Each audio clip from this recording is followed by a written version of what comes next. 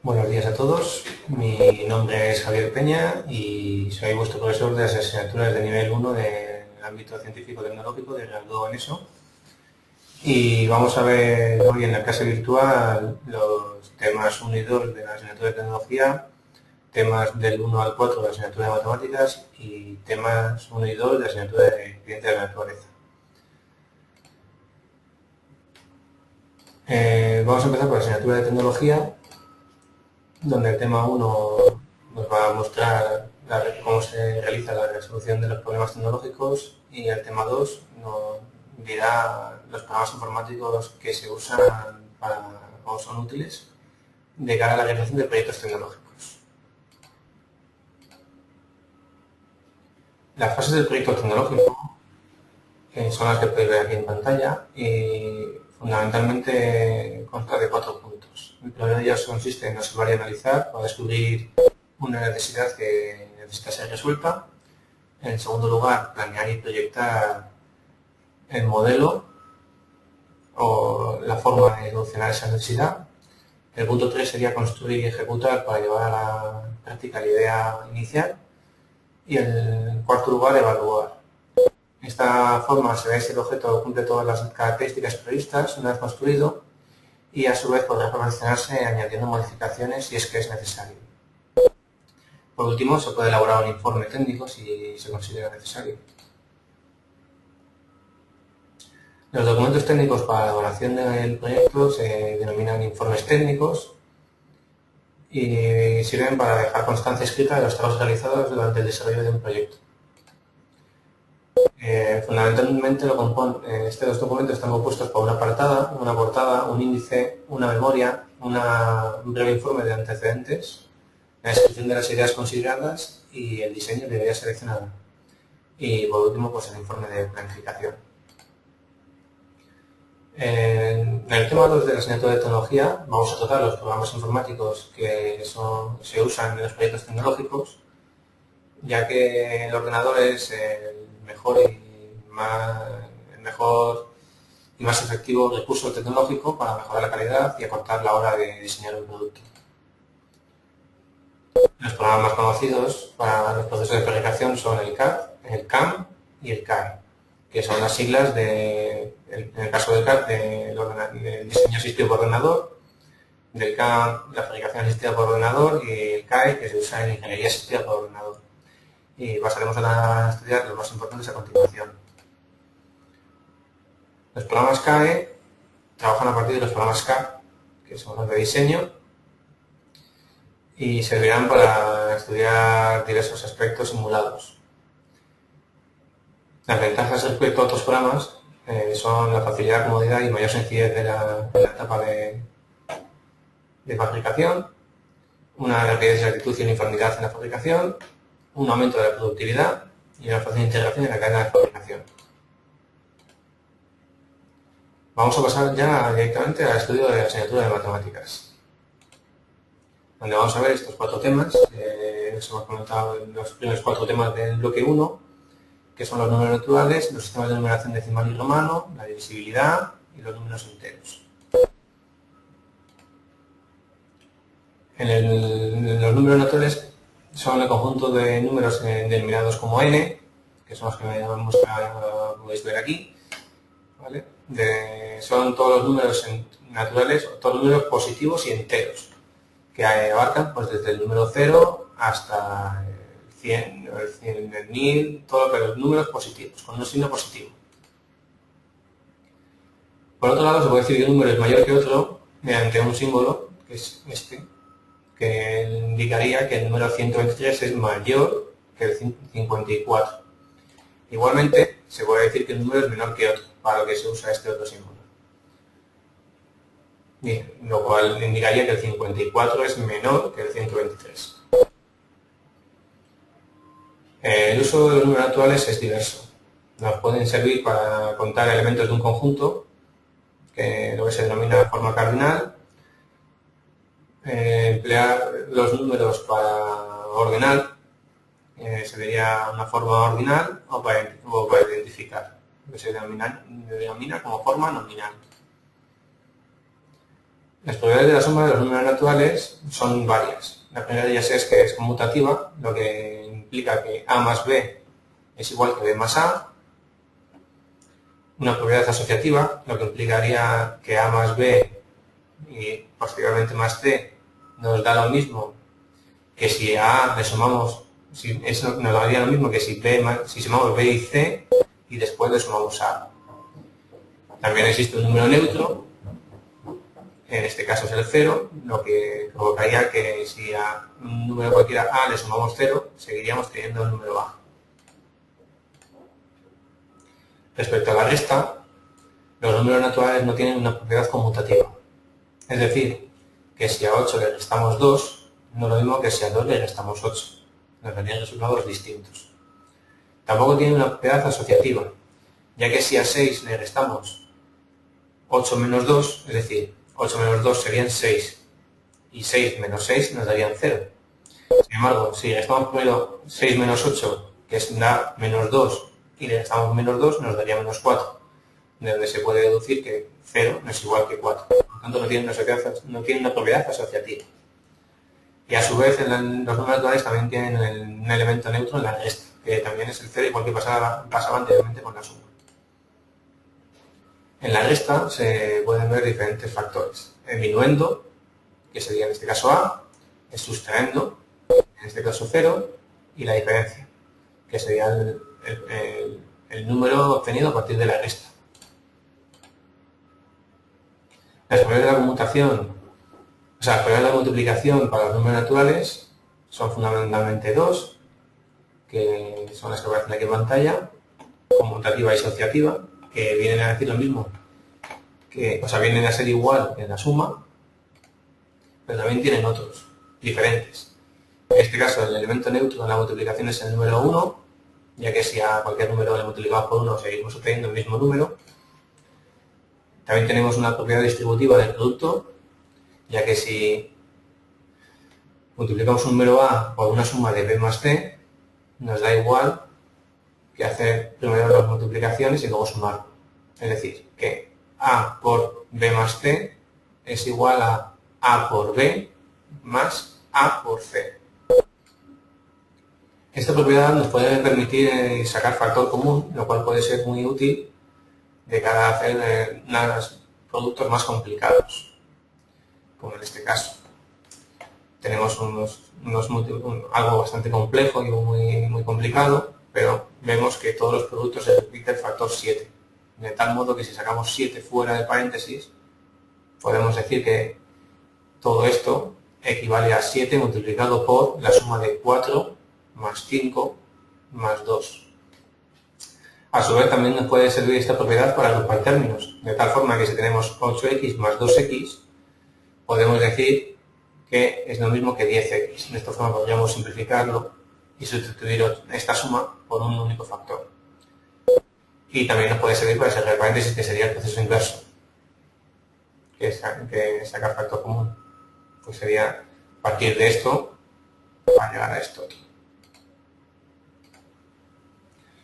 Los sistemas de numeración de números romanos, que serían el tema 2 de matemáticas, es un sistema de numeración que en vez de utilizar números como en el decimal, utiliza letras mayúsculas para representar los números. De esta forma, la I es el número 1, la V es el número 5, la X es el número 10, la L es el número 50, la C es el número 100, la D es el número 500 y la M es el número 1000. Sin embargo, para utilizar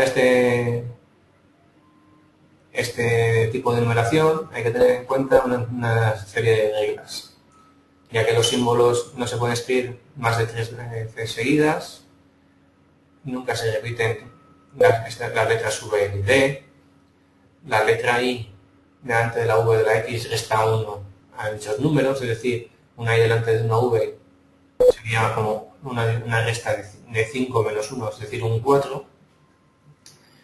El símbolo X delante de la L o la C resta 10, es exactamente lo mismo que en el caso anterior, excepto cambiando el valor de las letras, ya que la Y vale 1 y la X vale 10. De esta forma, si tenemos delante de la L que es 50, una X implicaría que estamos hablando del número 50 menos 10. Y de la misma forma, el símbolo C delante de la D o la M, pues resta 100 a esos números, es decir, una C delante de la D, pues sería 500 menos 100, es decir, 400. Por último, una raya colocada encima de una letra multiplica su valor por 1000. De esta forma, si tuviéramos una raya colocada encima del 1, estaríamos hablando del número 1000, que es igual que el de la M. Si en vez de colocar la letra I, la X o la C delante de estos números la colocáramos detrás, en vez de hablar de una resta, estaríamos hablando de una suma. De esta forma, una I puesta detrás de una V, estaríamos hablando del número 5 más 1, es decir, del número 6. E igual para el resto de los casos.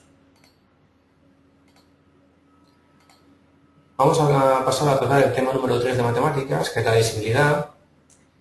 Y para empezar, pues comentar que se llaman múltiplos de un número natural a los números que resultan de la multiplicación de un número con otros números naturales. Los criterios de divisibilidad. Para saber si un número A es divisible por otro, lo que hay que hacer es ver si existe un tercer número C que cumple esta regla, es decir, ver si es divisible, o ver si hay una posible división. En la división existen tres factores. El primero, que sería el dividendo, es el número A, o el mayor normalmente. El B sería el divisor, que sería el número por el cual se está dividiendo A, y C, que es el cociente, sería el resultado de la división. Si una división es inexacta, se puede decir que el dividendo, en este caso A, es igual al divisor por el cociente más el resto. Podéis observar diferentes ejemplos en el libro y, de todos modos, cualquier duda que os surja, ya sabéis que podéis escribirme o concertar una tutoría y estaré encantado de solucionar cualquier duda que tengáis. Los números primos. Un número natural se dice que es primo cuando solo es divisible por uno y por él mismo. Por lo tanto, para saber si un número es primo, tenemos que dividir por todos los números menores que él. Si al hacer la división tenemos un cociente menor que el divisor y el resto, podemos afirmar que este número es primo. Esta división por números primos nos sirve para conseguir una descomposición factorial que posteriormente se puede utilizar para varias operaciones, bien sea un cálculo de un máximo común divisor o un mínimo común múltiplo, y poder realizar diferentes operaciones con fracciones. La descomposición factorial consiste en escribir el número como producto de factores primos. De esta forma, si partimos del número 40, los factores primos serían el 5 y el 8, 5 por 8. A su vez, este 8 es divisible por 2, que sería 4, y por 2, que sería 1. Es decir, que esto se puede expresar como 5 por 8 o como 5 por 2 por 2 por 2. O 5 por 2 al cubo. Esto lo podéis ver en este otro caso, en el 12. El 12 es 3 por 4. Es decir, que los factores divisibles serían el 3 y el 4, pero a su vez el 4 no es un número primo, es un número divisible por 2. Es decir, que 12 se puede expresar como 3 por 4 o como 3 por 2 por 2, es decir, 3 por 2 al cuadrado.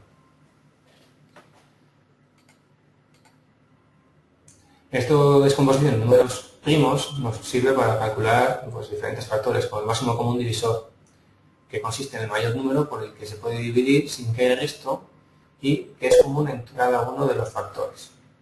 Por ejemplo, el máximo común divisor de 30, 45 y 54. Si calculamos los números primos de 30, de estos números, son los que tenéis aquí entre paréntesis. Para el caso del 30 es el 2 por 3 por 5, el 45 es 3 por 3 por 5, y el 54 es 2 por 3 por 3 por 3 por 5. En este caso, el máximo común divisor será el mayor número común en todos ellos. Entonces, el único factor común, los factores comunes son el 3, ya que el 2 solo se repite en el 30 y en el 54, pero no en el 45. El 5 Eso es, el 5 solo se repite en el número 30 y en el número 45. Por lo tanto, el único común es el 3. En el caso del 30 una vez, en el caso del 45 dos veces, en el caso del 54 tres veces. Como es común el único es el 3 y solo una sola vez en el número 30, el máximo común divisor de estos tres números será el 3. Para el cálculo del mínimo común múltiplo, tenemos que ver todos los números sobre los que consiste el mínimo múltiplo de todos los números sobre los que se calcula. Lo que tenemos que hacer será dividir en factores primos y elegir los distintos factores obtenidos. Si se repite más de una vez, se elige el caso en el que más veces se repita. En este caso, calculamos el mínimo común múltiplo de 45, 54 y 30. Lo primero que tenemos que hacer es una división por factores primos, que sería 3 por 3 por 5 en el caso de 45, en el caso de 54 sería 3 por 3 por 3 por 2, y en el caso de 30, 2 por 3 por 5. Seleccionamos los números comunes las mismas veces que se repiten. Por lo tanto, el 3 aquí se repite dos veces, tres veces y una vez. Por lo tanto, elegimos tres veces. 3 por 3 por 3, que sería 27. En el caso del 2 se repite una vez en el caso del 54 y una vez en el caso del 30. Por lo tanto, sería elegido una vez. Y el caso del 5 se repite una vez en el caso del 45 y una vez en el caso del 30. Por lo tanto, se elegiría una vez. Por lo tanto, el mínimo común múltiplo sería una vez el 2 por una vez el 5, 10. Por 3 veces 3, que es 27, 10 por 27, 270. Tenéis diferentes ejemplos en el libro para poder hacer distintos cálculos y si queréis más podéis pedírmelo sin ningún tipo de problema. Y este tipo de ejercicios se suelen usar para cálculo de fracciones con distintos denominadores. Y por último vamos a tratar los números enteros. Dichos números engloban a los naturales, que son los enteros positivos, y todos los números negativos. De esta forma, los números enteros se conocen como el grupo Z e incluye todos los números negativos desde el 0 hasta el infinito, y desde el 0 hasta el menos infinito, y desde el 0 hasta el infinito. Una característica de los números enteros es que se puede calcular su valor absoluto, que es el valor sin el signo que representa.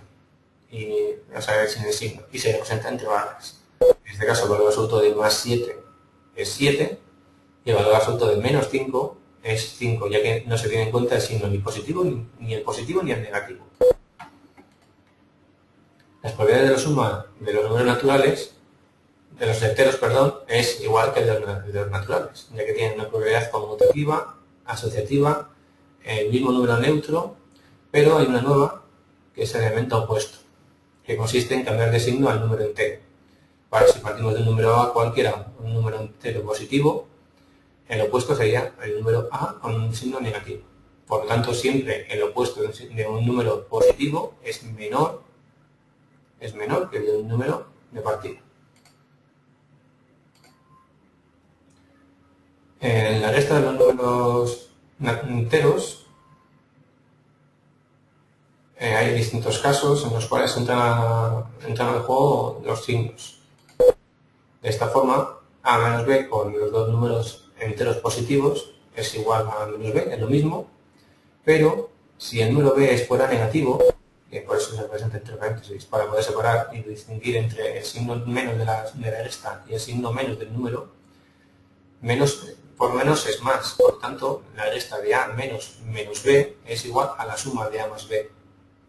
Si se restan dos números enteros negativos, es igual a menos la suma de dichos números. Y por último, el último caso, si los dos números son negativos,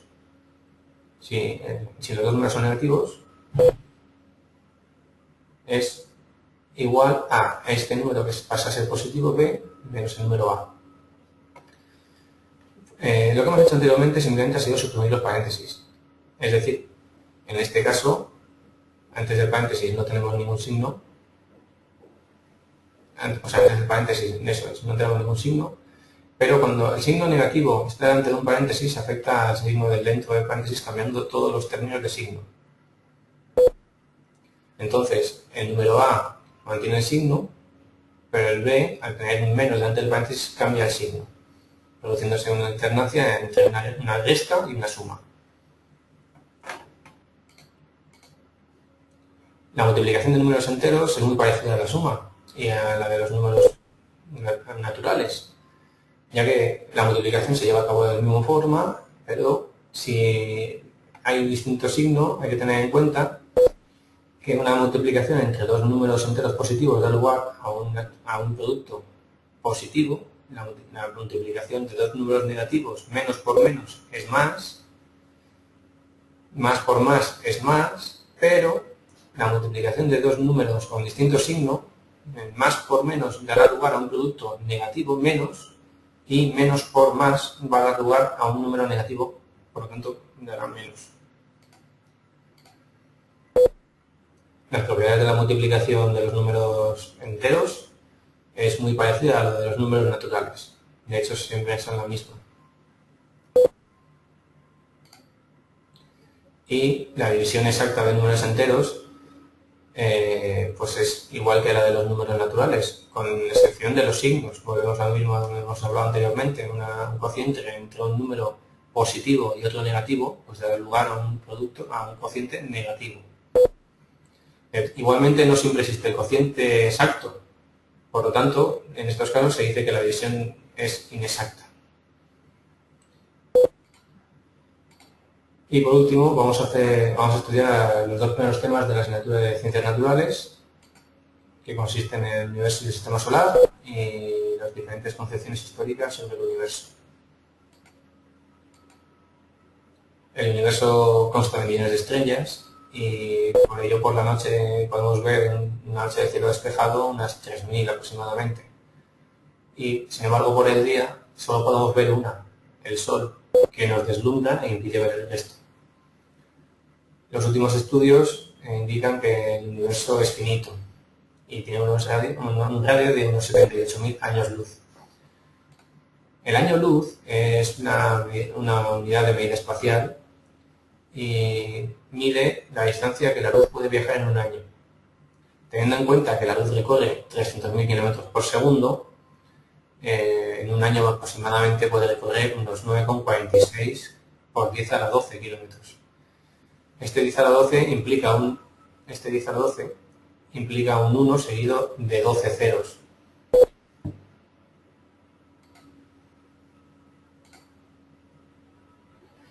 Algunos conceptos que deberíamos de conocer acerca de nuestro universo, o unos términos cuyas definiciones deberíamos de conocer, es que el universo es el conjunto de astros que existen en el espacio, la galaxia es la agrupación de estrellas, o conjuntos de astros o galaxias del universo. La estrella es un cuerpo celeste que brilla con luz propia. La constelación es una agrupación de estrellas. El sistema solar es un conjunto constituido por una estrella y unos planetas que orbitan a su alrededor. La Vía Láctea, es el nombre de la galaxia en la que se encuentra la Tierra. Un planeta es un cuerpo sólido celeste que gira alrededor de una estrella. Un satélite es un astro, pero que en este caso gira en torno a un planeta y no a una estrella. Un planeta es un cuerpo sólido que gira alrededor de una estrella y un satélite es un astro o cuerpo sólido que gira en torno a un planeta. Un cometa es un astro formado por un núcleo poco denso que está rodeado por una esfera de gas llamada cabecera, como el cometa Halley, muy conocido. Y un asteroide es un conjunto de objetos rocosos más pequeños que un planeta. En este caso, la mayoría que se encuentra en el sistema solar está en el cinturón principal entre las órbitas de Marte y Júpiter. La energía del Sol es imprescindible para el desarrollo de la vida, el calentamiento de la superficie terrestre y la producción de las formaciones atmosféricas que determinan el clima, como la lluvia y el viento. Por lo tanto, es imprescindible para la vida. Respecto a los planetas del sistema solar, hasta el principio del siglo XXI eran Mercurio, Venus,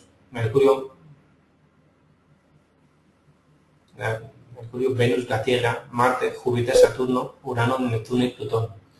Sin embargo, en 2006 Plutón fue descatalogado de la categoría de planeta y se empezó a denominar como nanoplaneta. La Luna tiene diferentes fases. La Luna, nuestro satélite, tiene diferentes fases. La primera de ellas es llena, cuando se ve toda la cara iluminada. Nueva, cuando no se le ilumina ninguna de sus partes, por tanto son las noches en las que no se ve luna. Y luego tiene dos más, que es la menguante y la creciente, que es cuando vemos parcialmente su cara. Eclipses hay dos fundamentales. Los eclipses de luna, que ocurren cuando la Tierra se interpone entre la luna y el sol, y los eclipses de sol, que ocurren cuando la luna se interpone entre la Tierra y el sol. Fundamentalmente hay dos movimientos de los planetas. El primero de ellos es la rotación, que consiste en el giro sobre su propio eje, y la traslación, que son las órbitas que describen los planetas alrededor del Sol en el caso del sistema solar o de una estrella, en el caso del resto de los planetas. Por último, vamos a ver las diferentes concepciones históricas sobre el universo. Y principalmente me gustaría recalcar la teoría del Big Bang, que fue descubierta por el científico Hubble al observar que las galaxias se alejaban de nosotros y a su vez entre ellas. De este modo pudo deducir que si en este momento se estaban alejando, se puede presuponer que anteriormente estaban más juntas. De ahí que podrían proceder de una gran explosión. Bueno, con esto hemos acabado la primera clase virtual. Espero que os haya sido útil. La verdad es que puede ser que haya conceptos que no os queden del todo claros, pero recordad que siempre podéis contactar conmigo por correo electrónico o mediante una tutoría presencial.